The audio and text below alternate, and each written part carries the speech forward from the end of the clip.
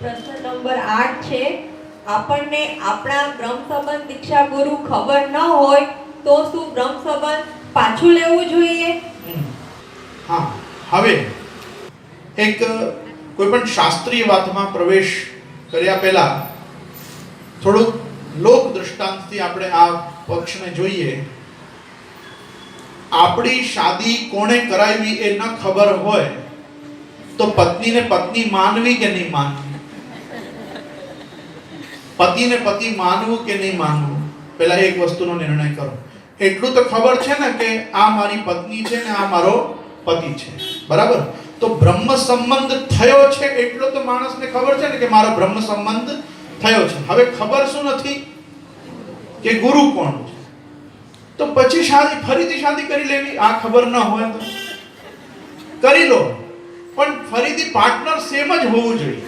એટલે પુષ્ટિ પુરુષોત્તમ સાથે સંબંધ થયો હોય, ફરી પુષ્ટિ પુરુષોત્તમ સાથે સંબંધ કરવો હોય તો નિત્ય સંબંધ છે. આપણે દરરોજ ઠાકોરજીમાં રાજભોગ ધરીને આત્મા તુલસી લઈને દરરોજ સગત્ય પંચાક્ષર મંત્ર ઉચ્ચારણ કરીને આપણા એ સંબંધનું સ્મરણ કરી જ રહ્યા છે. અને મહાપ્રભુની તો આજ્ઞા કરે છે ને,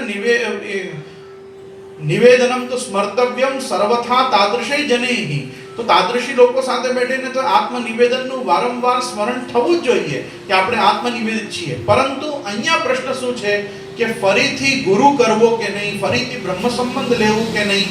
હવે હું આનો ખુલાસા કરવા માંગુ છું કે એક વસ્તુ, હવે તો આ પેઢીનું આ લાસ્ટ પેઢી હશે મારા ખ્યાલથી જેને આટલું ખબર નથી કે કોણ ગુરુ હતા. હવે તો બધાને ખબર હોય જ છે કે કોણ અમારા ગુરુ છે, પણ તોય કદાચ કોઈ ભૂલી ગયો હોય, વિસ્મૃત થઈ ગયો હોય, સંબંધ છૂટી ગયા હોય, XYZ whatever may be the reason, but સમજો કે તમને આટલું ફર્સ્ટ ખબર છે કે તમારો બ્રહ્મ સંબંધ થઈ ગયો છે, તો તમે સેફ છો ભક્તિ માર્ગમાં. ફર્સ્ટ.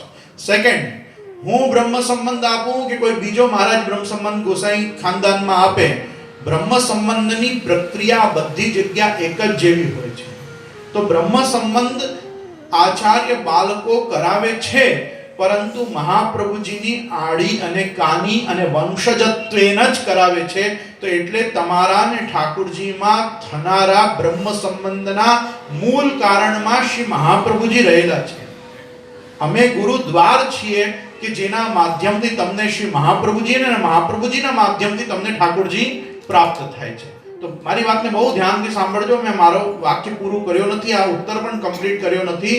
પહેલી વસ્તુ, આપણે બ્રહ્મ સંબંધી છે આટલું ખબર છે, પર્યાપ્ત છે. બીજી વસ્તુ, ગુરુ કોણ છે ખબર નથી, તો પહેલા એટલી ખબર રાખવાની કે અમારા બધાના ગુરુ શ્રીમદ આચાર્ય ચરણ મહાપ્રભુ વલ્લભાચાર્યજી છે. જ્યેષ્ઠ પુરુચરણ અને પ્રભુચરણ શ્રી ગુસાઈજી, આ બે પ્રભુચરણ સાથે આખો એમનો વંશ જે છે એ શ્રી વલ્લભ કુલ છે, વલ્લભ રૂપ છે, શ્રી વલ્લભ પ્રતિનિધિ છે. તો એટલે તમારો બ્રહ્મ સંબંધ આજે પણ આ લોકમાં થઈ રહ્યો છે. તો કોઈ પણ ગોસ્વામી બાલક પુષ્ટિ માર્ગીય વૈષ્ણવાચાર્ય તમને જો ભગવતી નિવેદનમ કરાવે તો એ ભગવત નિવેદનમ જે છે એ તમારું સંબંધ દૃઢ થાય છે, સ્થિર થાય છે શ્રી મહાપ્રભુજીની કૃપા બળથી, ઠાકોરજીના અનુગ્રહ અને પુષ્ટિના કારણે. ફર્સ્ટ. હવે એક એવી પરંપરા છે જે અમે અમારા પૂર્વજોથી વડીલોથી અમે ઘરમાં પણ જોતા આવ્યા છે કે આવા જે કેસીસ આવે અને આવીને જો વિનંતી કરે કે જે અમે ભૂલી ગયા છે કે અમારા ગુરુ કોણ છે, અમને ખબર નથી, થયું પણ હોય ન પણ થયું હોય, બહુ નાના હતા, XYZ, તો ત્યારે મોટા આજ્ઞા કરે છે કે સંબંધનું પુનઃ સ્મરણ એ કોઈ બાળક પાસે તમે કરી શકો છો જે એ અનુગ્રહ કૃપા કરીને તમને કરાવે. તો જ્યારે જેમ કોઈ આવે અને પિતૃચરણની વિનંતી કરે કે મને ગુરુ યાદ નથી, આપ મારો ફરી એકવાર બ્રહ્મ સંબંધ કરાવો, તો એ બ્રહ્મ સંબંધ પરિજ્ઞાન છે. એ બ્રહ્મ સંબંધનું ફરીથી તમને બોધ કરાવીને કે આજે હું શ્રી મહાપ્રભુજીનું રિપ્રેઝેન્ટેટિવ કોણે માનું કે આપને હું માની શકું, એટલે આપ મને પુનઃ એકવાર કરાવો. અને આના સિવાય પણ હું એક વસ્તુ બતાવું. આ તો આપણે આપણા ઠાકોરજીમાં હાથમાં તુલસી લઈને અને તુલસી સમર્પવાના માધ્યમથી સગદ્ય અષ્ટાક્ષર અને પંચાક્ષર મંત્ર બોલીને તુલસી સમર્પીએ છીએ, ઠીક છે. તમને ખબર છે પ્રાચીન વૈષ્ણવ પરંપરા 500 વર્ષથી ચાલતી આવી છે કે જ્યારે આપણે બેઠકજીમાં જઈએ ને તો શ્રી મહાપ્રભુજીને શ્રી ગુસાઈજીની બેઠકજીમાં અપરસ કરીને એમના આગળ પણ આપણે સગદ્ય પંચાક્ષર અને અષ્ટાક્ષરનું ઉચ્ચારણ કરીએ છીએ. અને એ સમયે જો કૃપાથી કોઈ બાલક સાથે હોય અને એ બેઠકજીમાં જાય ચરણ સ્પર્શ આપણને કરાવી રહ્યા હોય તો બધા વૈષ્ણવો બાલકથી વિનંતી કરતા કે આપ કૃપા કરીને અમને અષ્ટાક્ષર પંચાક્ષર અહીંયા સ્મરણ કરાવો સગદ્ય, તો અમે મહાપ્રભુજીને પણ અમારું આ આત્મનિવેદન મંત્ર સંભળાવીએ. જેમ આપણે ઠાકોરજીને તુલસીજી સાથે બધું પધરાવીને ચરણારીને સંભળાવીએ છીએ, તેમ વારંવાર આપણે શ્રી મહાપ્રભુજીને પણ બેઠકોમાં જઈને આપણે આત્મનિવેદન છીએ એમના કૃપાબળથી એનું આપણે એક વિજ્ઞપ્તિ જેવી શ્રી મહાપ્રભુ સન્મુખ કરીએ છીએ. તો એવી કોઈ વિજ્ઞપ્તિ કોઈ આચાર્ય બાલક પોતાના ઠાકોર સામે ફરીથી કોઈને કરાવે તો એમાં કોઈ દોષ નથી, કોઈ એનું ડબલ બ્રહ્મસંબંધ થઈ ગયો એવું નથી, એનું પહેલાનું બ્રહ્મસંબંધ વિસ્મૃત થઈ ગયું ને હવે આજથી આ જ ગુરુ છે એવું નથી. ગુરુ ખબર નથી એટલે આ ક્રમ થયું છે. આજથી જેને આ પુનઃસ્મરણ કરાવ્યું એને મહાપ્રભુજી ગુસાઈજીના સ્થાને જોઈને પવિત્રા ધરવા, ભેટ કરવી, ગુરુ ભેટ પધરાવી ઇત્યાદિ તે તમારા વૈષ્ણવ ધર્મ સેવક ધર્મને જીવવા. તો એક પ્રાવધાન છે ખરો, અને આ પ્રાવધાન શાસ્ત્રોમાં ક્યાંય નથી પણ પરંપરામાં જે રૂઢિ શાસ્ત્રે ગરીયસી, જે રૂઢિ શાસ્ત્રથી પણ વધારે ગરિમાવાન છે એવી રૂઢિમાં જોવા મળે છે કે પુનઃ વિનંતી થાય છે બાળકો પુનઃ એકવાર ઠાકોર સન્મુખ લઈ જઈને એ લોકોને અષ્ટાક્ષર સહિત સગદ્ય પંચાક્ષરનું દાન કરે છે જેમને ભૂલી ગયા છે જે લોકો કે અમારા ગુરુ કોણ છે. તો બે વાર બ્રહ્મસંબંધ થતો નથી. પહેલી સભાઓમાં હું જેમ પ્રશ્ન આવ્યા હતા ને કે ઊંટ ઉપર બેસવાથી બ્રહ્મસંબંધ વયો જાય ને આમ થાય તેમ થાય. બ્રહ્મસંબંધ એકવાર થાય તો થાય. અરે લૌકિકમાં વિચાર તો કરો, લૌકિકમાં પુરાણોમાં આટલા યુગોથી આપણે સાંભળતા આવીએ છીએ કે એક બાર शादी हो गई तो 7 जन्म तक बंध गए.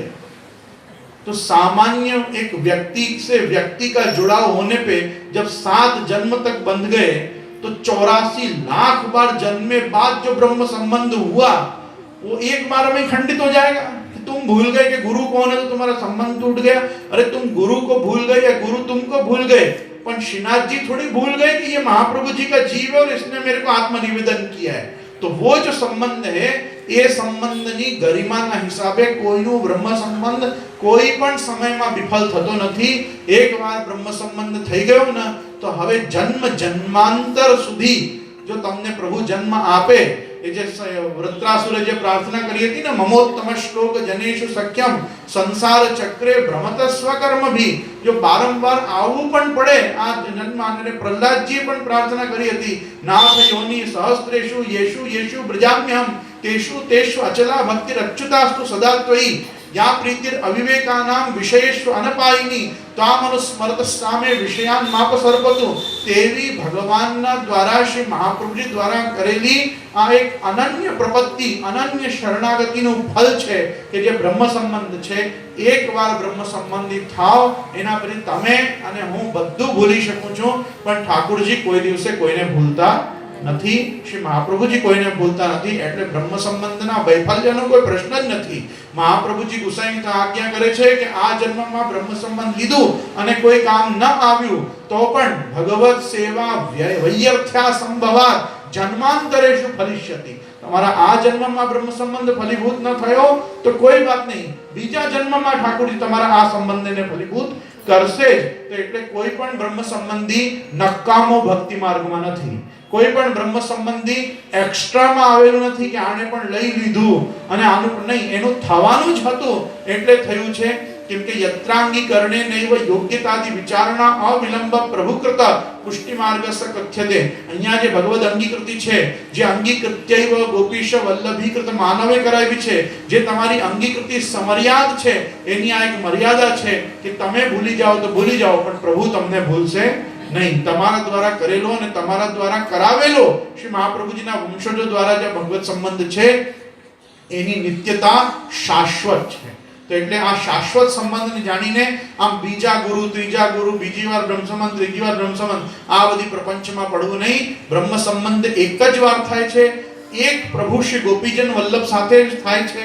અને એ જ નિકુંજ નાયક શ્રીનાથજી અલગ અલગ રૂપોમાં, ક્યાં બાલકૃષ્ણલાલ, ક્યાં નવનીતલાલ, ક્યાં મદન મોહનજી, ક્યાં દ્વારકાધીશ, ક્યાં ગોકુલ ચંદ્રમાજી, આ બધા પ્રકારથી બધાનો અંગીકાર કરે છે, સ્વીકારે છે ને પોતાના જીવ બનાવે છે. તેવી જ રીતે હું વારંવાર અહીંયાથી કહું છું, આપને પણ કહીશ, દીક્ષા ગુરુ જેટલા કરવા હોય તે વલ્લભ કુલમાં કરો, પણ તમારા ઉદ્ધાર કરવાની ઈચ્છા હોય તો શિક્ષા ગુરુ એક જ રાખો. કેમ કે સેવા કરતેર ગુરુ રાખ્યા. એક ગુરુ એટલે કરવા જેનાથી એક જ જગ્યાથી શિક્ષા મળે, એક જ ગુરુની વાણી સાંભળવી, એક જ ગુરુને એને વિનંતી કરવી, એક જને પ્રશ્ન કરવા, અને જે ઉત્તર આપી દે એને ભક્તિમાર્ગ વિતાનાય યોવતીર્ણો હુતાશના માનીને સએવ પરમ માનમ શેષમસ્ય પ્રમાંતરમ માનીને જીવન જીવવાનું એની એમને મને આજ્ઞા કરી છે તો મારા માટે આ જ ધર્મ છે. તો દીક્ષા ક્યાંથી પણ લો, પ્રથમ ઘર, દ્વિતીય ઘર, તૃતીય ઘર, ચતુર્થ ઘર, પંચમ ઘર, સપ્તમ ઘર, પ્રધાન ઘર, પરંતુ શિક્ષા એક સ્થાન નક્કી કરી લો કે હું શિક્ષા અહીંયાથી જ લઈશ. કેમ કે ક્યાં પણ જઈને બ્રહ્મ સંબંધ લેશો એક જ પ્રકારનું અષ્ટાક્ષર, એક જ પ્રકારનું ગદ્ય અને એક જ પ્રકારનું પંચાક્ષર આપવામાં આવશે, એક જ પ્રકારના વલ્લભકુલ, એક જ પ્રકારના પુષ્ટિ પુરુષોત્તમ સામે તમારું સંબંધ કરાવશે. ના તમારી જીવ દશા બદલાશે ને કોઈ બીજી દશા બદલાશે.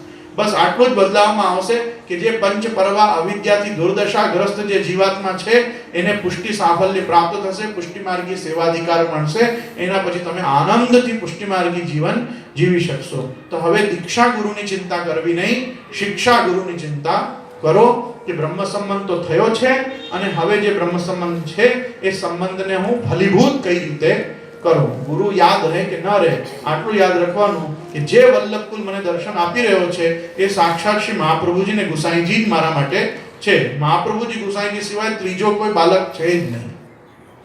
કેમ કે અથવા તો વલ્લભકુલ છે, અન્યથા એ લોકો ગુસાઈ બાલક એટલે ગુસાઈજીના પુત્રો છે. તો તમારો જે સંબંધ અમારાથી છે શ્રી મહાપ્રભુજી ગુસાઈજીના સંબંધથી છે, એટલે એટલું જ સંબંધ રાખવાનું. ગુરુ ભૂલી જાઓ તો ભૂલી જાઓ, બ્રહ્મ સંબંધને ભૂલતા નહીં. કેમ કે બ્રહ્મ સંબંધના મૂળમાં શ્રી વલ્લભાચાર્ય ચરણ મહાપ્રભુજી રહેલા છે.